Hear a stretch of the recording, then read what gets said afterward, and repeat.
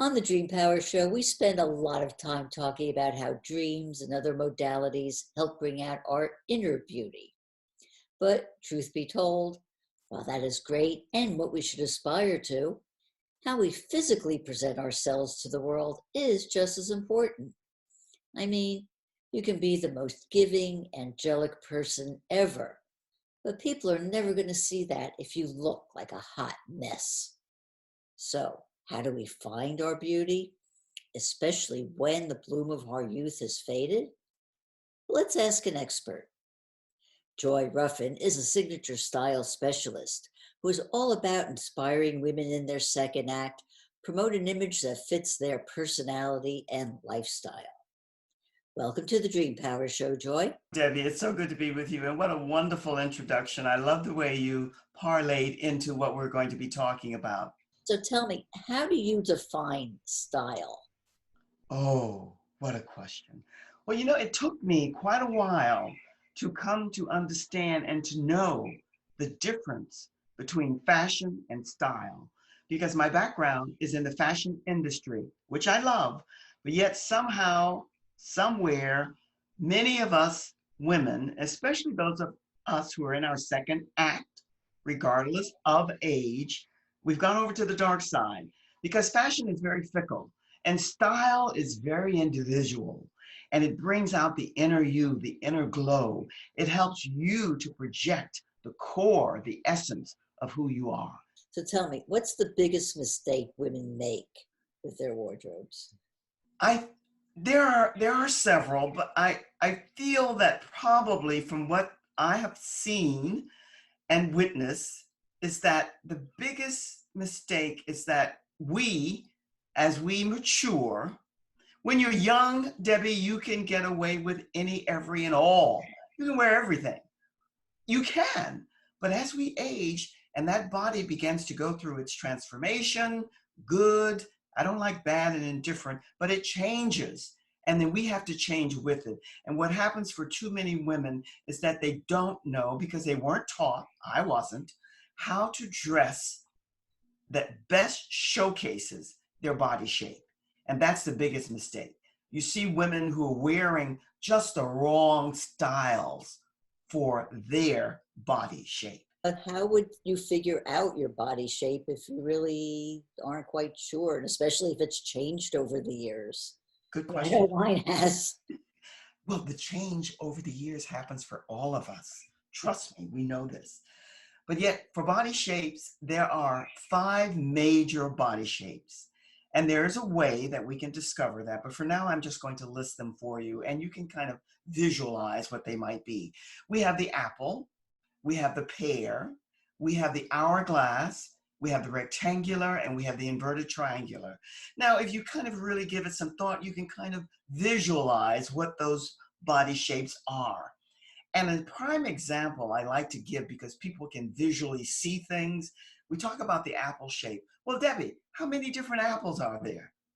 One apple could be 5'5", another apple could be 6'4", like my aunt, and yet they can't wear the same thing. And this is a mistake big time. And even now that they're beginning to inroad into body shapes in the fashion industry, it's not well defined enough.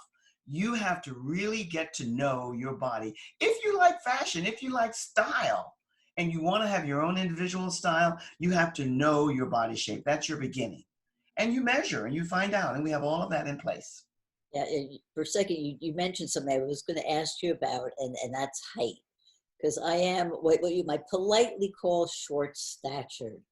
And things that might look good on me are not going to look good on a really tall person, and vice versa. So Yes. when you say you have the body shape, how do you adjust for height? I have something that I have developed, and I call it the joy code. And your question would be answered in the joy code. And that joy code has to do with balance, harmony, and grace. Now, balance has to do with proportion, scale, and fit. So that's why if you're considered average or short and someone else is considered tall and taller, then you're not going to be able to wear the same thing. But you have to know that. So the proportion, the scale, and the fit of the outfits that you're wearing, they have to fit you. And that's why with all the different body shapes, the scale, the proportion, and the fit has to be unique to you. And that you learn. We're not taught this in school. I want to talk about women in the corporate world. Can they look feminine and project a sense of power at the same time? Absolutely. Absolutely. And listen, you and I could be talking forever and ever and ever. My key word is professional. Professional people. And professional people, it does not mean that you can be casual and not be professional. You can be still casual and professional. Women can be professionals in the corporate world, in the business world, and entrepreneurial, and still dress like a professional. Be feminine and look great. It doesn't have to be short, tight, and revealing. It has to fit your body where people look to you with high regard and respect. And you can have all the different styles and still project that. It's knowing how. And how you do that and still stay professional. It's an art, it's a dance, it's a key, but you can have it. You specialize in helping people find their style. So when someone comes to you for advice, where do you start? I start with asking them to help me in the discovery of their bodies. First, we determine their body shape. And then I'm asking them, what parts of your body are you absolutely mad for, that you love, that you want to have as a part of your signature style? And what parts of your body do you want to conceal and somewhat make sure that it's covered in a way because it's not a part of your body that you're absolutely ecstatic over? Because we all have that, Debbie. We all have it. There are parts of our bodies that we're absolutely ape about, and there are others that we say, ugh, you know. And whatever that is, we start there. And then we determine what body shape, garments, outfits are best suited for their bodies. And we can never, ever forget, and I say we because there's a tribe of people around me, we can never forget their fashion personality.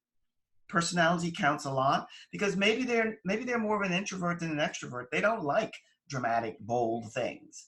And then we got to really connect to their lifestyle, their successful lifestyle, 99.9% of the time. Those elements and what they're doing and their work all plays into the fashion style, the signature style that they want to project in the corporate business world. I like business world better than corporate because you can be a business person. You don't have to be in the corporate world. This is true. This is true. Especially if you're an entrepreneur, it's not Exactly. just you're just doing it. And you just want to present your best self out there. There you go. So, can you just give me an example of, let's say, somebody maybe who has big hips and wants to minimize that? Yeah. Yes. That would be a pear shape. But let me just say this to you. You mentioned a word there earlier in context of sharing something with the audience. Bottom line, it's always about quality. And quality doesn't have to be the highest priced item in a shop or store or boutique, wherever you're shopping. But quality is another item when it comes to women who are in their second chapter, second act, regardless of age. We talk a lot about quality and fabrics.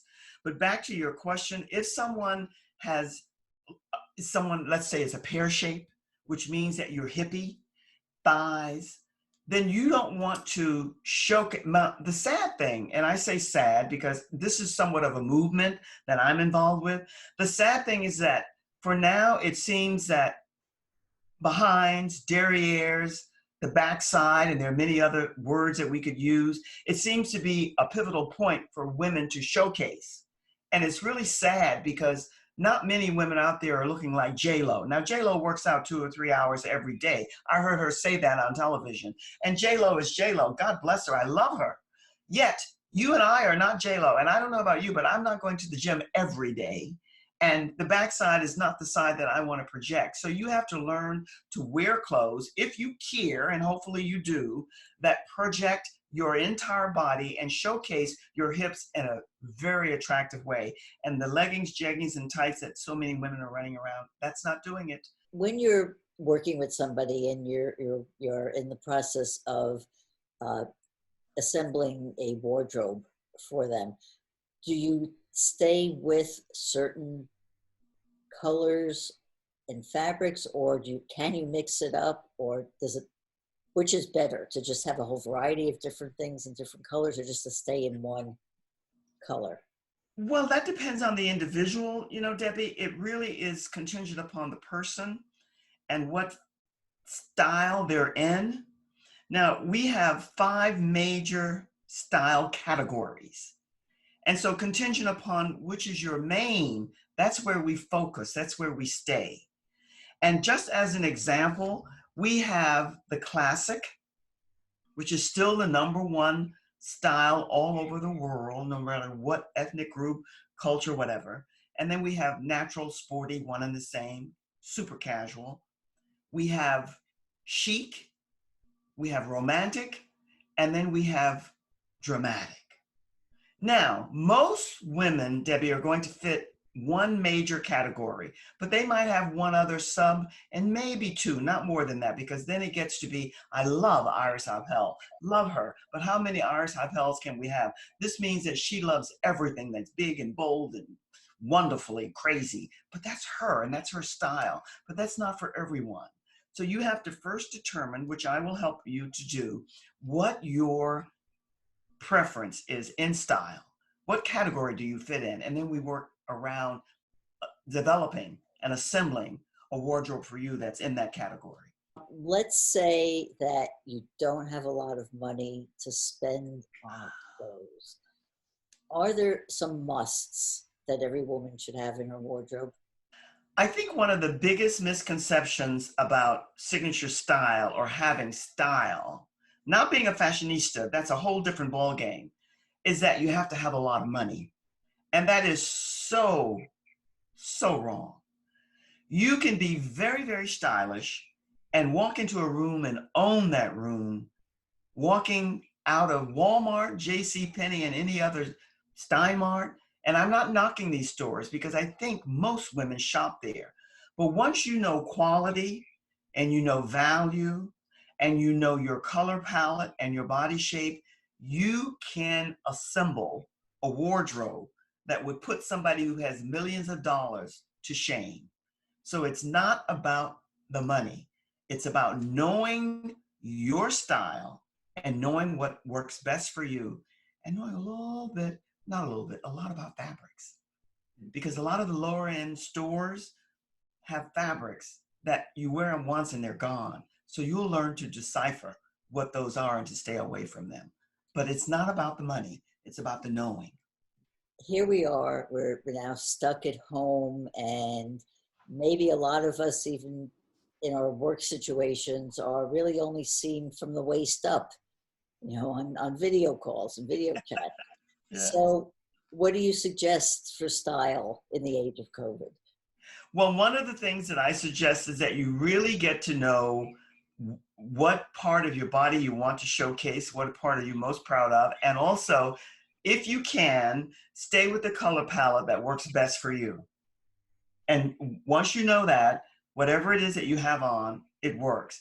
And the other thing, especially if you, unless you're in the gym every day, if you're a woman who is in that second act, second chapter, midlife, whatever terminology you want to use, you are better off to wear something that covers your arms, because most arms may not be your best asset to show. That's not for everyone. You might be Michelle Obama, and if that's the case, you show those arms off. I'm not. I don't do that exercise every day. But yet, by the same token, make sure that it's neat and that the color works for you and that from the waist up, it shows you in the best light. I'd like to ask you, how can people find out more about you and your work? Oh, I hope they will. Listen, I have a brand new website that's up. It's in my name, www.joyruffen with an E, RUFFEN.com. Can go there and everything's on that website. And when you're there, go and get your free complimentary brochure, how you can develop your signature style and stamp it to you. And that will be a complimentary seed beginning for all the things that are optional and possible for you.